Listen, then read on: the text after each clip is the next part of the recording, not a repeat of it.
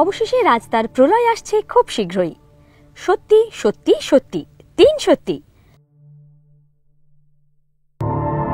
প্রলয় আমার dream project, তো এই প্রজেক্টটা নিয়ে অনেক দিন ধরে ভাবছি করব করব করব, আলটিমেটলি করছি। প্রথম সত্যিটা হলো যে ছবিটি সত্যি ঘটনার উপর বেস করে তৈরি।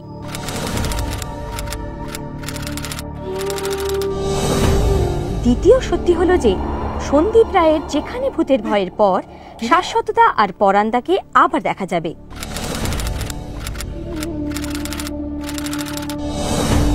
আর তৃতীয় সত্যি হলো যে টলিউড পেতে চলেছে আবার একটা নতুন জুটি, পরমব্রত আর মিমি। এবং যারা আমার সঙ্গে রয়েছে, যেমন পরাণ বন্দ্যোপাধ্যায়, শাশ্বততা, রুদ্রনীল, বহুদিন পর ওর সঙ্গে কাজ করছে। আমার বন্ধু মিমি আছে, সুপ্রিয় দত্ত আছে।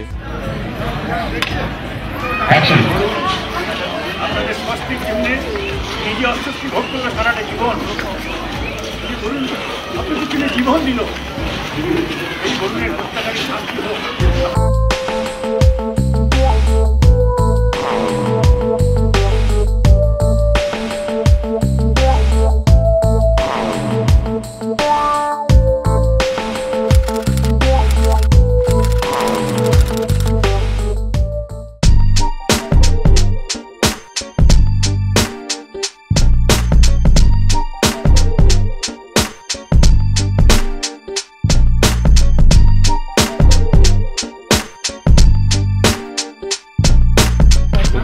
খুব একটা ভালো যে বাইক চালায় সেটা আমি বলবো না, বাট চেষ্টা করেছি যতটা পারে ভালো করে। তো তার মাঝখানে কিছু ক্লোজ টাইট শট ছিল, সেটা আমরা গাড়িটাকে অদ্ভুতভাবে বানিয়ে করেছি আর কি। যেটা করেছি যে একটা বানিয়েছি, সেটাকে একটা মারুতি ভ্যানের মধ্যে সেটাকে লাগিয়ে দিয়েছি।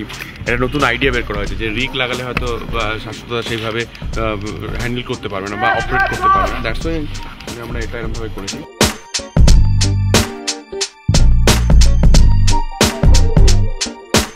আমার মনে আছে যে ব্যাক টু যখন শর্ট হচ্ছিল, তখন পরান্দা যখন একটু বেশি জোরে চালানো হচ্ছিল, তখন পরান্দা পেছনে বলছে একটু আস্তে চালা।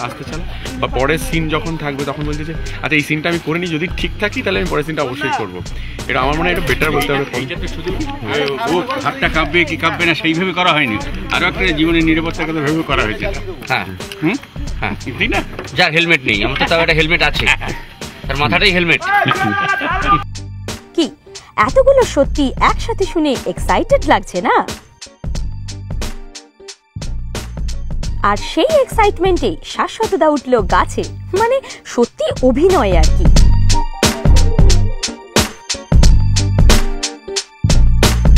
একটা সিকোয়েন্স ছিল এক্ষুনি যে একটা ঘটনা ঘটে এবং তারপরে একটা ক্লু খোঁজার চেষ্টা করে। তার জন্য শাশ্বততা বেসিক্যালি গাছে ওঠে। সেই গাছে ওঠাটা মই দিয়ে তো উঠে গেছে, তার মই তো রয়েছে, কিন্তু সে চাইছে যে একটা শট আছে, তারপরে একটা জিনিস পেয়ে যায় এবং জাম্প করবে আর কি নিচে। ওই অত উঁচু থেকে ও চেষ্টা করছে ওখান থেকে জাম্প করবে আর কি।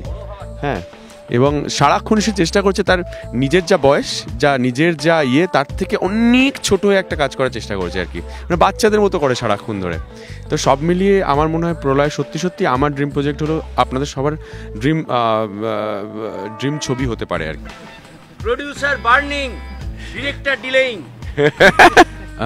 বাচ্চা ছেলের মতো গাছে উঠে বসে আছে এবং প্রত্যেকটা শট নাকি নিজে দেবে। ওই গাছটার এই উপর থেকে আমরা তুলেছি সিঁড়ি দিয়ে, বাট উনি বলছেন যে উনি ওখান থেকে জাম্প করে শটটা দেবে আর কি। পরান্দা এমন বকা দিয়েছে ওকে, বলছে না যেটা বলা হচ্ছে তাই করো। কি বলো, বাচ্চাদের মতো করছে তো? হ্যাঁ, মানে শিবালিজম দেখা গেছে। ও সবাই জানে যে ও উঁচু থেকে লাফ দিতে পারে, কিন্তু এই মুহূর্তে যেখান থেকে লাফ দিতে বলা হয়েছে সেখান থেকে না দিয়ে ওইখান থেকে লাফ দেবো বলে কেন? পায়ে এমন একটা জুতো। পরান্দার বক্তব্য হচ্ছে প্রত্যেকে জানে আমি এর থেকেও অধঃপথে যেতে পারি। না অধঃপথের নিচে তোমার অনেক উঁচু থেকে লাফ দেওয়ার দক্ষতা তোমার আছে, কারণ শুধু ন্যাসটাই খসে গেছে, আর তো সব ঠিক আছে। তো আমি যাই, মানে এটা ছবিতে সারাক্ষণ দেখতে পাবেন, যেটা ঘটলো এক্ষুনি, যে একটুখানি নমুনা দিল, বাট সেটা আছে আর কি। এই যে উঠছে, আবার উঠে বসে আছে। অ্যাকশন।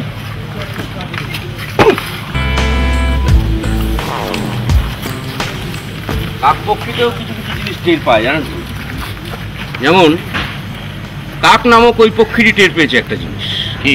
রাজের সঙ্গে আমার এটা প্রথম কাজ, এবং যদিও রাজ আমাকে বহুদিন ধরেই, মানে আমার আর রাজের ডেট কিছুতেই ম্যাচ করছিল না, তাই একদিন পরে এসে এই ধরনের একটা সাবজেক্টে এরকম দুর্ধর্ষ একটা চরিত্র, যেটা মানে সেই চরিত্রটা সম্বন্ধে বেশি বললে রহস্যটা নষ্ট হয়ে যায়, যদিও তবু বলবো পুলিশ ইন্সপেক্টরের চরিত্র। এবং এই ধরনের চরিত্র আমি আগে করিনি বলতে গেলে। যেটা বলতে হয় সেটা হচ্ছে যে আউটরাইট একটা আমরা সাধারণত কমার্শিয়াল ছবিতে যে চরিত্রগুলো পাই, যে সেই ধরনের চরিত্র আজ অবধি আমাকে খুব কম লোক দিয়েছেন।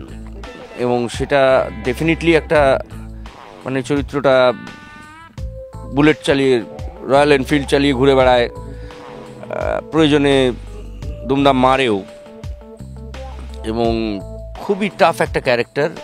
অমনি দিয়ে দিল। পরম বলছে আমরা একসঙ্গে খাবো বলেছিলাম আজকে। এইটা তুলে রাখো, আগে ছবি তোলো, পরে কথা।